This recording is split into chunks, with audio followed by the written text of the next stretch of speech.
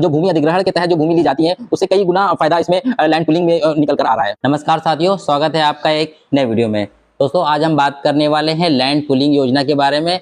Land pooling योजना क्या है, इस लैंड पूलिंग योजना में ज़मीनें जो है किस तरह से ली जाती हैं और जो हमारे किसान भाई हैं उनको लैंड पूलिंग योजना से क्या लाभ है, और अंत में बात करेंगे इस लैंड पूलिंग योजना को कैसे कराया जाता है।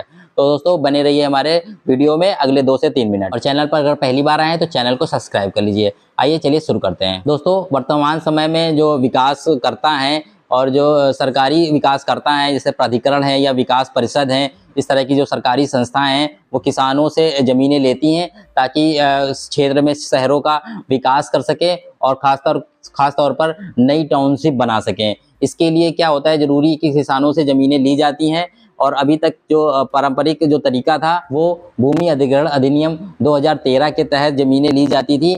इसके तहत ही लैंड एक्वायर्ड की जाती थी किसानों से। परंतु अभी हाल ही में देखने को मिला है कि एक और योजना है लैंड पूलिंग योजना, जिसके माध्यम से भी जो किसानों से ज़मीनें ली जा रही हैं। तो दोस्तों इस लैंड पूलिंग योजना पे ही हम बात करने वाले हैं आज कि लैंड पूलिंग योजना इस तरह से है कि जैसे कोई किसान है वो अपनी कोई ज़मीन सरकार को या प्रशासन को या जो भी संस्था विकास कर रही है, जैसे कोई विकास प्राधिकरण है, जैसे LDA है या फिर विकास परिषद है, अगर इनको अपनी ज़मीन देता है, जो जितनी ज़मीन देता है उसका 25% ज़मीन जो है विकसित भूमि वो प्रशासन या संस्था जो होती है वो उस किसान को वापस कर देती है। दोस्तों बेसिकली ये योजना जो लैंड पूलिंग योजना है वो यही योजना है। इसको एक उदाहरण के तहत मैं आपको समझा देता हूँ कि जैसे कोई किसान है, वो अपनी 1 बीघा ज़मीन संस्था को देता है और उसके बदले में उसको 5 बिस्वा जो विकसित ज़मीन है वो उसे वापस मिल जाएगी। अब दोस्तों इस पे बात कर लेते हैं कि जो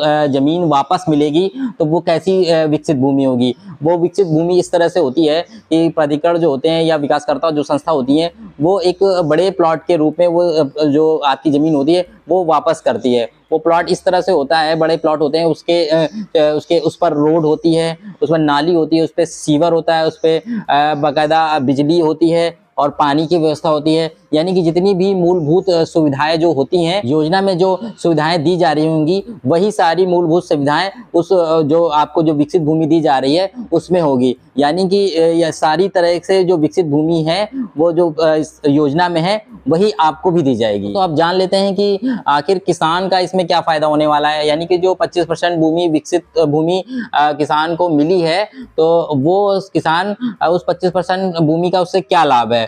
तो दोस्तों इसमें एक बात बता देता हूँ कि वो जो 25% विकसित लैंड मिली है आपको, वो पूरी तरह से उसमें सारी सुविधाएं हैं। तो उस ऐसी सुविधाओं वाली जो ज़मीनें हैं, जब वो अधिग्रहण करती है संस्था, वो संस्था जिस रेट पे बेचेगी वो ज़मीन, तो आप भी स्वतंत्र होंगे अपनी तरफ से, वो आप भी बेच सकते हैं और जब चाहे तब बेच सकते हैं। आपके ऊपर कोई बाध्यता नहीं होती है, यानी जो किसान है उस पर कोई बाध्यता नहीं होगी उसे कब देना है। यानी कि उसकी जब इच्छा होगी तब वो ज़मीन बेच सकता है। यानी कि आप चाहे तो उसको छोटे छोटे प्लॉट बना के बेच सकते हैं या फिर एक साथ भी दे सकते हैं। इसमें जो किसान है वो जो संस्था जो रेट पे ज़मीनें बेच रही है, अपनी ज़मीन जो इस पे बेचती है, तो वो जिस किसान को 25% ज़मीन मिली है वो भी अपनी ज़मीन अपने मुताबिक ही बेच सकता है। वो प्राधिकरण के जो रेट है उस पर बेच सकता है, उससे अधिक पे बेच सकता है। वो पूरी तरह से स्वतंत्र है और जब चाहे तब बेच सकता है। दोस्तों ये पूरी आज़ादी उस किसान को मिलती है। और खासकर इसमें आप एक आंकड़ा लगाएंगे तो जो भूमि अधिग्रहण के तहत जो भूमि ली जाती है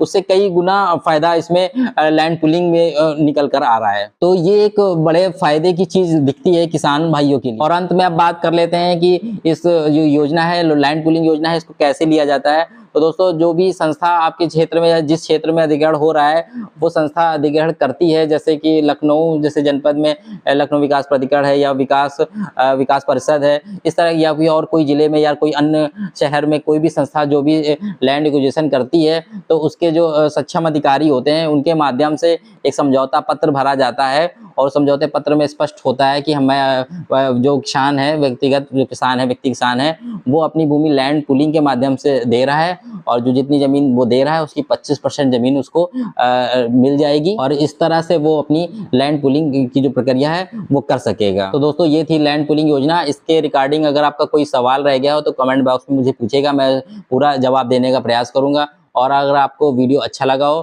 तो वीडियो को लाइक कर दीजिए और शेयर कर दीजिए, और बहुत जो भी आपका कमेंट हो वो ज़रूर कमेंट करके मुझे पूछिएगा। और मिलते हैं आप किसी अन्य वीडियो में, तब तक के लिए जय हिंद, जय भारत।